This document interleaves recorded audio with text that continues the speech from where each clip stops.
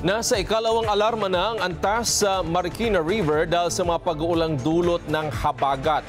Para sa updates, makibalita tayo kay Melvin Mandapat. Melvin, kamusta sitwasyon dyan sa Marikina? Magandang hapon, Wade. As of 3 p.m., umabot na sa 16 meters ang water level sa Marikina River dahil sa walang tigil na pag-ulan bunsod ng southwest monsoon o habagat. Kaya itinaas na ito sa ikalawang alarma. Ayon naman kay Mayor Man Teodoro, bukas na ang mga evacuation center at patuloy nakahanda na rin ang Rescue 161.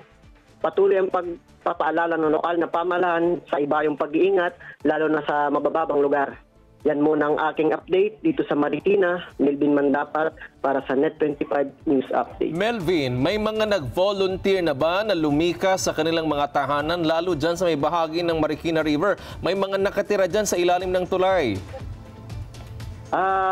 Meron na po, no? Meron na po pang mga nakikitang mga rescuer na nagpupunta po sa mga affected area na nagpapaalala na pagsilikas na po, at meron naman po mga residente na sumusunod naman po sa ating mga respondent po.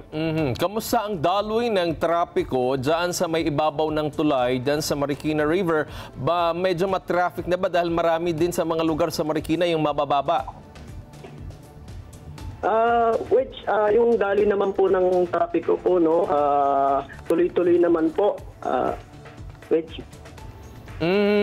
Mayroon na bang mga taga Marikina LGU dyan yung nag-iikot-ikot doon sa mga imbornal, yung sa mga kanal na barado ng mga basura kaya hindi makadaloy ang tubig?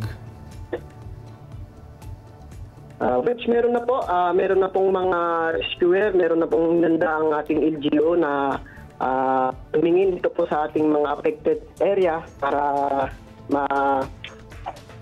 masilip po kung ano po ang kalagayan po ng aming pong lugar. Okay, Melvin, malakas pa rin ba ang buhos ng ulan dyan sa may bahagi ng Marikina City?